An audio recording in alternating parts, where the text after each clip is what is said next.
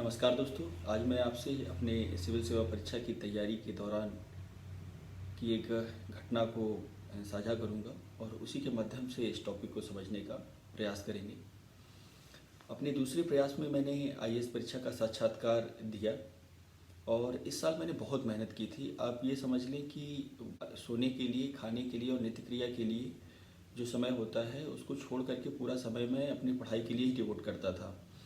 और मैं नौकरी छोड़ करके आईएएस की तैयारी के लिए गया था। तो आप समझ सकते हैं कि कितना प्रेशर था मेरे ऊपर। मेंस के पेपर भी बहुत अच्छे हुए थे और सारे सब्जेक्ट में मतलब चाहे जीएस का पेपर हो, चाहे आपका ऑप्शनल सब्जेक्ट का पेपर हो, सभी में मैंने ठीक किया था और मुझे पूरी उम्मीद थी कि मैं सफल हो जाऊंगा। और जैसे ही मेरा साक्षात्कार हुआ तो ऐसा लग रहा था कि अब कब रिजल्ट आए और कब जो है मैं अपने मंजिल को हासिल करूं।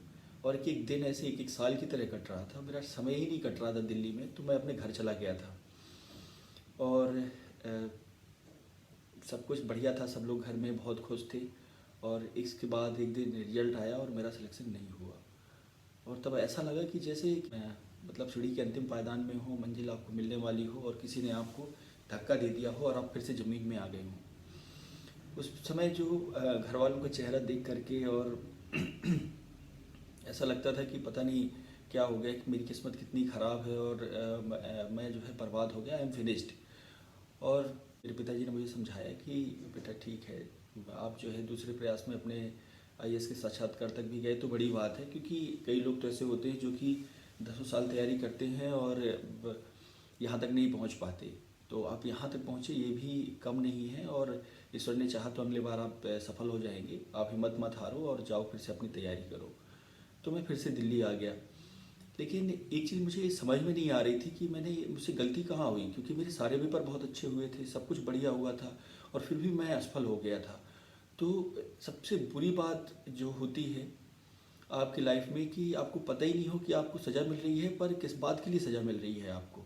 और मैं परेशान रहने लगा, मेरा माइंड जो है स्टेबल नहीं हो पा रहा था। और उसके जस्ट जो है 20-25 दिन बाद आईएएस का फिर से प्रीलिम्स का पेपर होने वाला था। और ऐसी मना स्थिति थी कि मैं बिल्कुल फोकस कर ही नहीं पा रहा था, पढ़ ही नहीं पा रहा था। और इसी क्रम में मेरा मित्र था, मेरा रूम पार्टनर जीतू, वो मुझे उसने कहा कि आशुतोष कई बार ऐसा होता है कि कुछ ग्रह दशाओं का प्रभाव होता है, तो चलते हैं एक ज्योतिषी से मिलते हैं। एक यही मुखर्जी नगर में मैं ज्योतिषी को जानता हूँ और वो बहुत अच्छा है।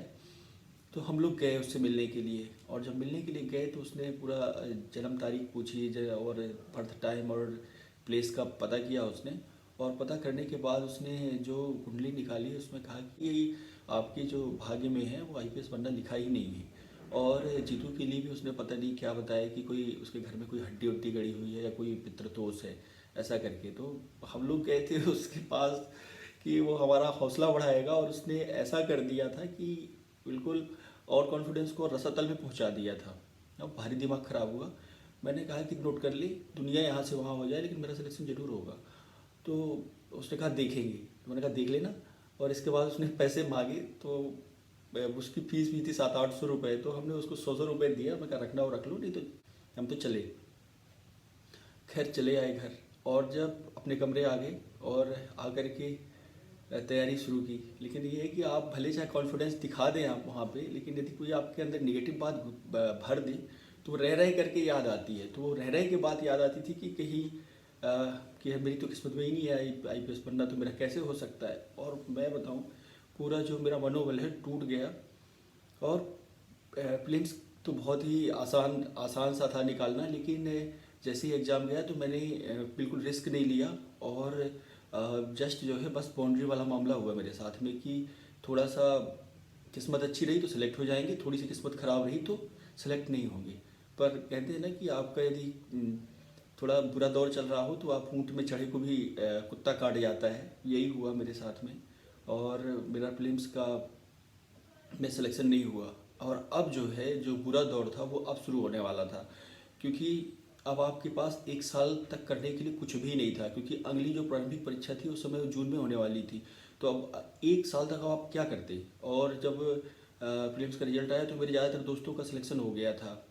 तो वो सब अपनी मेंस की तैयारी में बिजी हो गए और मैं अकेले हो गया एकदम। और ये वो समय होता है ना कि जब आप बुरे दौर से गुजर रहे होते हैं तो कहीं अपने भी अपना साथ छोड़ जाते हैं। और मेरे साथ भी यही हुआ, जिनको मैं कभी अपना मानता था कि लगता था कि मेरे कभी बुरा दौर आएगा तो मेरा साथ देंगे, तो सब मेरा साथ छोड़ छोड़ के चले गए और मैं निपट अकेला हो गया। कोई बात करने तक को तैयार नहीं होता था। तो उस बीच में मतलब जो कहते हैं ना कि नरक जिसको आप समझ लो, क्योंकि पैसे भी अब घर से मांगने में शर्म आती थी कि किस बात के लिए पैसे मांगे उनसे, कि आपका कोई रिजल्ट तो आ नहीं रहा है, आप फेल हो चुके हो प्रीलिम्स में, और आपके पापा भी, मेरे पापा भी मास्टर थे, तो कोई बहुत बड़े कुबेर का खजाना तो था नहीं उनके पास में। लेकिन फिर भी ये पापा ने कभी जताया नहीं उस चीज़ को कि किसी तरह की कोई दिक्कत है। वो हमेशा यही कहते रहे कि बेटा तुम चिंता मत करना, तो हम तुम्हारे साथ में हैं, तुम लगे रहो अपना। लेकिन वो दौर था कि जब आप ये समझ लें कि जब वो समय है कि जब ज़िंदगी का सबसे बड़ा फलसफा सीखने को मिला। और ये सीखने को मिला कि हम ये सोचते रहते हैं कि लोग क्या कहेंगे, ये मैं ऐसा कर रहा हूँ तो ये बुरा मान जाएगा, और इसी को लेकर के ऑल द टाइम कंप्रोमाइज़ करते रहते हैं अपनी पढ़ाई के साथ में, अपने निर्णय के साथ में। और उस समय मुझे रियलाइज़ हुआ कि सब बकवास है, सब कुछ ये जो है बेकार की फालतू की बातें हैं कि लोग क्या सोचेंगे। जब आप मुसीबत में आते हैं तो कोई आपका साथ नहीं देता है, सिर्फ आपका हौसला और आपकी मेहनत और आपका जो इनर है वही साथ देता है। और उस दौर पे मैं बताऊँ, कुछ एक जो मित्र थे जिनको मैं कभी बुरा मानता था, लगता था कि ये मेरा पक्का विरोधी है, वही लोग सबसे ज़्यादा साथ दे रहे थे, वही मेरे साथ में थे। तो ये भी रियलाइज़ हुआ कि जिसको आप बुरा मानते हैं ज़रूरी नहीं कि वो ऑल द टाइम बुरा ही हो। असली पहचान तो आपके बुरे वक्त में होती है कि अ, कौन आपके साथ में है और कौन आपके खिलाफ है। खैर, अ, कुछ दिन परेशान रहने के बाद मैंने निर्णय लिया कि ऐसे काम नहीं चलेगा, कुछ तो करना पड़ेगा। इसके कुछ समय बाद आईएएस की मार्कशीट आई, और जो मार्कशीट में मैंने देखा कि वाकई में मेरे सामान्य अध्ययन में बहुत अच्छे नंबर थे, ऑप्शनल पेपर में बहुत अच्छे नंबर थे, मुझे इंटरव्यू में भी ठीक ठाक नंबर थे। मुझे सबसे ज़्यादा जो परेशान किया था वो किया था निबंध के पेपर में, और निबंध में मुझे सिर्फ 67 नंबर आए थे, और जो कि औसत से भी बहुत कम थे। तो मैं समझ गया था कि मेरा सिलेक्शन इसलिए नहीं रुका है कि मेरे अंदर काबिलियत नहीं है, कि मेरी तैयारी अच्छी नहीं थी। बस ये था कि मुझे निबंध की जो पेपर है उसको मैंने इग्नोर किया था, ये सोचा था कि बहुत आसानी से हो जाता है, इसको क्या पढ़ना है, और उसी ने मुझे डिच किया था। तो मैं समझ गया था, इसलिए थोड़ा सा मेरा हौसला बढ़ा, और इसके बाद मैंने अपने आप को संभाला, और संभालने के बाद फिर से मैंने जो किया उस बीच में कि मेरे सारे दोस्त थे जो मेंस की परीक्षा दे रहे थे, मैं उन्हीं के साथ शामिल हो गया। क्योंकि मैं इंटरव्यू तक पहुंच चुका था, मेंस क्वालिफाई कर चुका था, तो मुझे पता था कि कैसे चीज़ों को लिखना होता है, कैसे तैयारी करनी होती है। तो मैं अपने उन दोस्तों की मदद करने लगा जो मुख्य परीक्षा की तैयारी कर रहे थे। तो इसके पीछे का उद्देश्य भी सिर्फ इतना था कि इस समय पे मुझे अपने आप को व्यस्त रखना था और तैयारी अपनी जारी रखनी थी। तो इस माध्यम से मैं अपने आप को व्यस्त रख पा रहा था, और अपनी तैयारी, उनकी पढ़ाई के साथ साथ अपने आप को मैं आउटडेटेड नहीं होने दे रहा था, मैं पढ़ रहा था कुछ ना कुछ।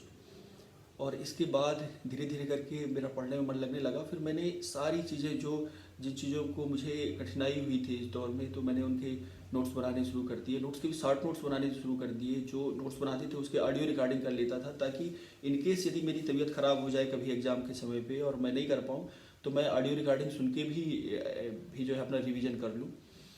तो इसके बाद मैं बताऊँ कि जब फाइनल तौर पे मेरा सिलेक्शन हुआ, तो फाइनल सिलेक्शन में वही नोट्स जो मैंने उस दौर पे बनाए थे वही नोट्स काम आए। और इसके बाद आप देख रहे हैं कि अंतिम रूप से मेरा चयन हुआ और मैं सफल हुआ। तो ये जो दौर है, आप ये समझ लें कि ना तो सफलता स्थायी है और ना ही असफलता स्थायी है। यदि आप आज असफल हो रहे हैं या कि कहीं परेशानी उठा रहे हैं, तो बस एक ही बात है कि आपका ये समय बीत जाएगा। एक सबसे बड़ी बात जो मैं आपसे पूछना चाहता हूँ कि आप मुझे एक ऐसे व्यक्ति का नाम बताइए जो आज तक असफल नहीं हुआ, और मैं उसके बारे में बिना जाने आपको बता दूंगा कि उसने अपनी ज़िंदगी में कुछ खास नहीं किया होगा। क्योंकि जब भी आप कुछ खास करने का प्रयास करेंगे तो आपको सीखने में समय लगता है, गलतियां होती हैं और आपको असफलता का सामना करना ही होता है। आप सबसे बड़ा उदाहरण तो प्रगति है। आप देख लीजिए कि जब बच्चा पैदा होता है, जब आप छोटे थे तो क्या पैदा होते ही चलना शुरू कर दिया था आपने? आप सबसे पहले तो बैठना सीखे, बैठने के बाद घुटनों के बल चलना सीखे, घुटनों के बाद फिर धीरे धीरे खड़े होना सीखा आपने, और खड़े होते समय भी 20 बार गिरे होंगे, तब जा कर के आप चलना सीखा और आज आप दौड़ते हैं। तो जब ये प्रकृति ही यही हमें सिखाती है कि आप जो है सफल होने से पहले आपको प्रयास करना होता है, और असफलता उस सफलता का एक पार्ट है। तो यदि आपको प्रारंभिक परीक्षा का जैसे पेपर आया और आप असफल हो गए हैं, तो आपको उदास होने की ज़रूरत नहीं है। आप फिर से अपने आप को संभालिए, ये देखिए कि कहाँ आपसे गलती हुई है और कहाँ आपको कमी रह गई है, उस कमी को ठीक करना है, और ठीक करने के बाद आप फिर प्रयास करिए, और यदि आप लगे रहेंगे तो आपको सफल होने से कोई नहीं रोक सकता।